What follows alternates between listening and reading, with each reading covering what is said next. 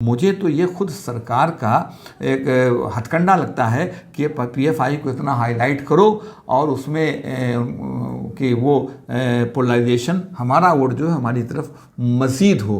तो ये सब दोस्तों अदावत है, मैं अनीस अहमद खान हिंदुआ से आपसे मुखातिब हूँ। मेरे साथी जेड के फैज़ान साहब, बहुत बहुत खैर मकदम स्वागत है। शुक्रिया फैज़ान साहब आपका। फैज़ान साहब, एक तरफ जैसे आज की सियासत में देख रहे हैं, मोदी हों चाहे आरएसएस के मोहन भागवत हों, तमाम लोग हों जी, वो मुसलमान वोटों की तरफ पड़े हुए हैं कि किसी तरीके से मुसलमान वोट उनकी तरफ आए। जी जी जी कोई वजह रही, हालांकि वो कहते हैं कि हिंदू वोट उनके लिए काफ़ी जिस तरीके से चल रहा है, लेकिन अचानक एक ही हुआ कि मुसलमान वोट जो अपनी तरफ खींचने की उनकी शुरुआत हो गई है। जी जी जी वहाँ मुख्तार अब्बास नकवी भी एक्टिव हो गए हैं।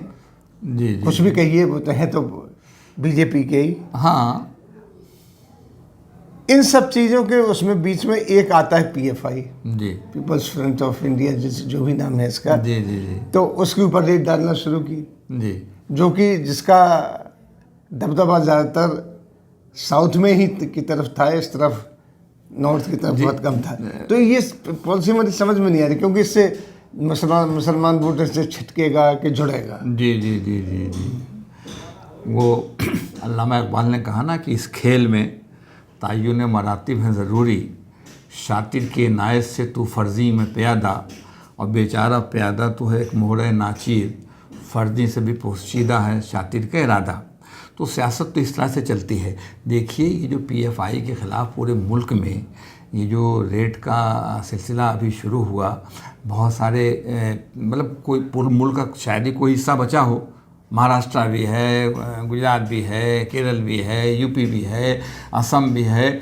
तो वो तो और 100 जगह पे रेड उन्होंने डाल दी। तो वो 150-200 लोगों को गिरफ्तार भी किया। तो वो तो एक सिलसिला है कि हम पीएफआई को ठीक कर रहे हैं और ये मुसलमानों की तंजीम है, मुसलमानों के हकूक़ के लिए लड़ रही है। बाहर से पैसा आ रहा था, फंडिंग हो रही थी, और एक बहुत बड़ा टेरर रैकेट हमने बर्स्ट कर दिया है। और वो कमाल तो ये है कि उसको जोड़ दिया है मोदी से, कि मोदी के मारने की साजिश थी। 12 जुलाई को पटना में जो रैली मोदी की थी, तो कह रहे थे कि वहाँ पर वो कैंप फुलवारी शरीफ में वहीं से शुरुआत हुई थी, और उसके बाद उन्होंने कहा कि साहब वहाँ पर वो ट्रेनिंग उनको दी जा रही थी। वहाँ ट्रेनिंग दे करके वो प्राइम मिनिस्टर को मारने का मतलब मंसूबा, कोई बात कोई कहता है तो कुछ लगना चाहिए कि उसमें दम है। वो इसलिए कैंप लगा रखा था कि जो मोदी जाएंगे तो वहाँ हुड़दंग करेंगे, उनको मारने की कत्ल की साजिश होगी। यही जो है मीडिया, मार उसी को मीडिया लिए हुए पड़ा है कि मोदी जी के कत्ल की साजिश, प्राइम मिनिस्टर के कत्ल की साजिश, ये वो इस तरह से जितना भी कर सकते हैं वो मीडिया उसी पर लग गया है। इससे पहले आपको याद होगा पंजाब में जिनका काफिला गया था, वो किन्हीं सर्कमस्टेंसेस में उसको रुकना पड़ा, वो फ्लाईओवर से जा रहा था, वो किसानों का मूवमेंट था, वो मूवमेंट की कोई गलती था, किसानों का मूवमेंट था, वो एक बैग वहाँ पर आ गए और इन्होंने रूट चेंज कर दिया था। लेकिन उसको भी मीडिया ने यही कहा कि साहब प्राइम मिनिस्टर का मामला था और कुछ भी हो सकता था, उनके कत्ल की साजिश तो नहीं थी, इस पर वो होनी चाहिए। वो तो खुद प्राइम मिनिस्टर ने कहा था कि मैं बच के आ गया। हाँ, आपने बिल्कुल सही बात कही। वो प्राइम मिनिस्टर का भी मामला तो ये है ना कि भाई बच के आ गया, उन्होंने कह दिया। प्राइम मिनिस्टर के जुमला माने रखता है, बहुत मायने रखता है। प्राइम मिनिस्टर के जुमला माने रखता है। देखिए, आम आदमी जो चाहे बात करे, लेकिन प्राइम मिनिस्टर का ये जुमला माने रखता है। यही तो है, मुल्क में मुनाफरत की सियासत चल रही है और प्राइम मिनिस्टर आज तक एक लफ्ज़ उस पर नहीं बोलने हैं। इसका क्या मतलब हुआ कि पीछे से आपको उसकी शह मिल रही है, वरना प्राइम मिनिस्टर बोलता है कि भाई क्या हो रहा है, और प्राइम मिनिस्टर बोल दें तो मैं समझता हूँ ये चीज़ रुक जाए, लेकिन बोलना नहीं है उनको। तो इस चीज़ को जारी रखना है। जो मैं अभी कह रहा था कि ये पीएफआई का जो सिलसिला शुरू हुआ है, ये सब वोट पोलराइजेशन की सियासत का एक हिस्सा है। अब ये ऐसी रेड हुई है और ये ऐसा मसला उठा है कि ये मसला अब कुछ दिन तक चलेगा। तो गुजरात, इसके पहले हिमाचल, और उसके बाद अगले चुनाव में जो है, इसके बाद जो है वो दूसरे चुनाव जो आ जाएंगे बहुत सारी स्टेट्स के, उसके बाद पार्लियामेंट, ये सब सिलसिला जो है कोर्ट में मैटर जाएगा, हाजिर होंगे, ये होंगे, जमानत होगी, नहीं होगी, बयानात होंगे, ये गया। अब ये सिलसिला जो है वो पार्लियामेंट के इलेक्शंस तक के लिए सामने आएगा। अरे भाई, ये पीएफआई क्या है?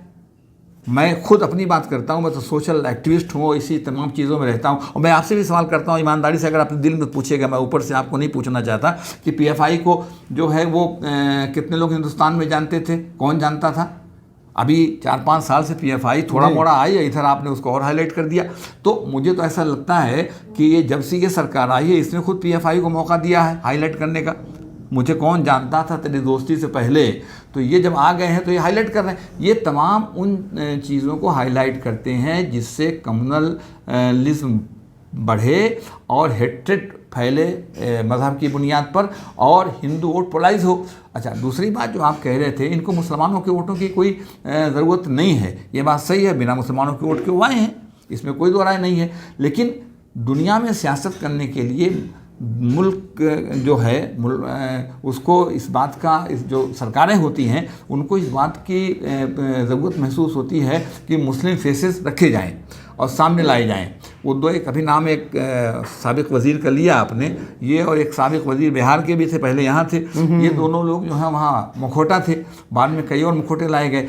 अब जो सियासत का जो बदलाव आया है, इसमें अब उन्होंने कहा कि सबको रिलेवेंट करो, अब किसी इमाम को पकड़ो। एक तरफ तो मदरसों का सर्वे हो रहा है, एक तरफ तो मुसलमानों पर ज़्यादतियों का अंबार लगा हुआ है, एक तरफ तो सारे काम मुसलमानों के ख़िलाफ़ हो रहे हैं, एक तरफ तो जो हलाला का मसला, हज का के ताल्लुक से तलाक़ का मसला, हिजाब का मसला, ये तमाम उठ रहे हैं, और दूसरी तरफ एक इमाम पकड़ के ला रहे हैं। इसलिए कि जब ये सरकार कोई काम करे तो ये उससे अपने फेवर में बातें कहलवाएं।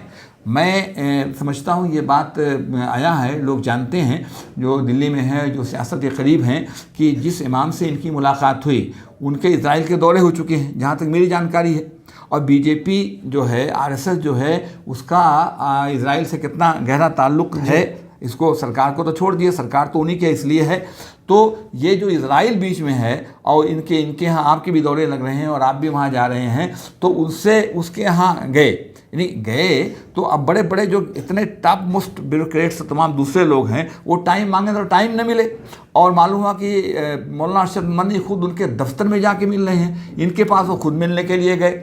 मालूम हुआ कि कत्ल के केस में लड़का इन्वॉल्व था, आपको पता ही है, पूरा सारा मामला रहा। और औकाफ की ज़मीनों का खुद ये जो पीएफआई के चक्कर में पूरे मुल्क का सर्वे हो रहा है, पूरे मुल्क में रेड हो रही है, और वो वहाँ पर कि पैसा कहाँ से आया, बाहर से आया, ये आया, वो आया। अरे ये फॉरेन फंडिंग का मामला वहाँ से भी ज़रा पूछें ना, वहाँ से भी पूछें कि ठाट बाट कहाँ से है, कहाँ से पैसा आ रहा है, वहाँ भी उनको पूछना चाहिए। तो नहीं, वो तो सवाल ही पैदा होता है कि कोई स्टूज वो तैयार कर रहे हैं कि ये ले आओ। अरे भाई, अब ये बैन का मुतालबा चल रहा है, ठीक है, पीएफआई ने अगर कोई, आप समझते हैं कि इस तरह का काम है, मैं तो पीएफआई को जानता भी नहीं था, 2-3 सालों से थोड़ी सभी ने उसी वक्त 3-4 साल से शुरू हुई हैं, और अब ये थोड़ा सा ज़्यादा उसकी हो रही है कि तुम्हारा टीवी उसको हाईलाइट करता है ना। अच्छा, बाहर से पैसा आने के जहाँ तक ताल्लुक़ है, बाहर से तो तमाम तंजीमों को पैसा आ रहा है, हर तरह का पैसा आ रहा है। सवाल ये पैदा होता है कि बाहर से पैसा आना तो कोई जुर्म नहीं है। जुर्म क्या है कि आप फॉरेन एक्सचेंज रेगुलेशंस को वायलेट करके पैसा ले आए और यहाँ आकर के उसका गलत इस्तेमाल हो। टेरर फंडिंग जो बात कर रहे हैं, लेकिन टेरर फंडिंग होना की बात तो सब कर रहे हैं, पहले साबित तो करें। हो क्या रहा है, ये मुसलमानों को क्रश करने के लिए, मुसलमानों को दबाने के लिए, मुसलमानों की जो तंजीम है, एक गलत मैसेज जो है, बल्कि अपने लोगों में एक सही मैसेज देने की कोशिश कर रहे हैं कि देखो, हम कोई कसर उठा नहीं रखेंगे, बाकी नहीं रखेंगे कि हम मुसलमानों की तंजीमों को, मुसलमानों को, उनके अदारों को, इंडिविजुअल्स को क्रश करके रख दें। अरे भाई, पुलिस कस्टडी में, अनीस साहब माफ़ कीजिएगा, मुझे तो डीजीपी जो है ना, कोई उसको अगर मुझे पावर्स दे करके डीजीपी को मेरी कस्टडी में दे दिए तो मैं ऐसा उससे जो चाहूँगा क्या कहते हैं लिखवा लूँगा और सारे पेपर पर साइन करवा लूँगा। पुलिस के हत्थे जो चढ़ा उससे जो चाहो लिखवाओ, जो चाहो बैकडेट में करवाओ, वो सब कोई मसला नहीं है। ये तमाम चीज़ें, वो एक कहावत है ना कि you show me the face and I will show you the rules. तो रूल्स तो उसे दिमाग से हम इंटरप्रेट कर देंगे। तो ये जो चीज़ है, ये सब मुझे, जो मैंने शुरू में बात कही, जो आपने सवाल किया था, मुझे तो ये खुद सरकार का एक हथकंडा लगता है कि पीएफआई को इतना हाईलाइट करो और उसमें कि वो पोलराइजेशन, हमारा वोट जो है हमारी तरफ मज़ीद हो। तो ये सब सियासत की चालें हैं और ये बहुत दूर से चलती हैं, इसको समझने के लिए आम आदमी के बस की बात नहीं होती। तो ये जो चीज़ है पीएफआई के ख़िलाफ़, अब पीएफआई के ख़िलाफ़ आप जो ये चीज़ कर रहे हैं, पहले साबित तो करिए। एक भाई का आपने ऐसा वो किया कि मालूम होता है पूरे मुल्क में पीएफआई ने बिल्कुल तमाशा कर रखा था और फंडिंग, अच्छा बाहर से फंडिंग हो रही थी। आप इस चक्कर में क्या कहते हैं, जो जितनी ऑर्गेनाइजेशंस हैं, सोशल ऑर्गेनाइजेशंस काम करती थी, दूसरी ह्यूमन राइट्स एक्टिविस्ट थे, वो तमाम वो सब बाहर वगैरह से, वो जो कमीशंस वगैरह हैं, जो सॉरी जो सोसाइटीज़ वगैरह हैं, वो उनको फंडिंग करती थी ह्यूमन राइट्स वगैरह के लिए, और बाहर से पैसे, तो वो तो कोई जुर्म नहीं है। सवाल ये पैदा वायलेशन उसका हुआ कि नहीं हुआ। तो मुझे तो पीएफआई का जो ये तमाम तमाशा है, मुझे तो इसको टीवी पर इस तरह से जो एक्शन है उसको हाईलाइट करके और अपने वोट को पोलराइज करने की कोशिश कर रहे हैं। और मैं समझता हूं कि प्रमा फेसाई जो मैं देख रहा हूं, जिस तरीके से आज की सरकार की जो बैकग्राउंड है और जो जिस तनाजुर में और जिस मोमेंट पर एक्शंस हो रहे हैं, वो मुझे ऐसा लगता है कि ये सब जो है सियासत की चाल है। अब ठीक है, अगर पीएफआई ने, अब वो कहते हैं कि इस पर पाबंदी लगनी चाहिए, सरकार पाबंदी नहीं लगा रही, बहुत पहले से मांग चल रही है, आज नहीं, बहुत दिनों से मांग चल रही है। इस एक्शन की बात नहीं है कि जब रेड शुरू हुई, उससे पहले से मांग चल रही है। आपने क्यों नहीं, अगर ऐसी कोई चीज़ है, और फिर बैन करने से कोई काम बनता नहीं है। मोहब्बत से दिल जीता जाता है और दिल जीत करके ही दहशत गर्दाना कार्रवाइयाँ ख़त्म हो सकती हैं। अगर कोई इस तरह की है, अगर उनकी अप्रोच है, तो आरएसएस पे बैन 1948 के बाद लगाया गया था, जब गांधी जी का कत्ल हुआ था। क्या हुआ फिर? आखिरकार अंडरटेकिंग दिया इन्होंने कि हमारी कल्चरल एक्टिविटी जारी रहेगी, फलां है ढेका है, तो उसके बाद उनको फिर वापस करना पड़ा। इमरजेंसी में आरएसएस पर बैन लगाया गया था, जमात इस्लामी दोनों पर उन्होंने, लेकिन बाद में दोनों को ख़त्म किया। तो आज जो है वो आरएसएस जिस पे इतना वो हुआ था, बैन लगी थी, आज उसकी तंजीम जो है वो सत्ता में है और पूरी तरह से बहुत मजबूती के साथ, बहुत वोट के साथ, पूरी तरह से अक्सरियत के साथ सत्ता में है। तो बैन कोई इलाज नहीं है, दिल जीतने की कोशिश करना चाहिए। मुनाफिकत से मुल्क नहीं चलता, मैं बार बार ये कहता हूँ। और बदकिस्मती ये है कि ये मुल्क को वहाँ ले जाना चाहते हैं, मुनाफिकत की आग में इस तरह झोंकना चाहते हैं कि अगर जब लोगों की सोच इस तरफ आएगी, गलत हो रहा है, तो सुधरने में और सोच को बदलने में दहाइयाँ नहीं बल्कि 50 साल लग जाएंगे। वहाँ पर मुल्क को खड़ा कर रहे हैं ला करके। बहुत बहुत शुक्रिया आपका फैजान साहब। जो चर्चा हुई बड़ी गूढ़ समस्या से थी। इसी के साथ हम लेते हैं विदा। अगले अंक में फिर फैजान साहब के साथ इकट्ठा होंगे, तब तक के लिए दीजिए इजाज़त। शुक्रिया।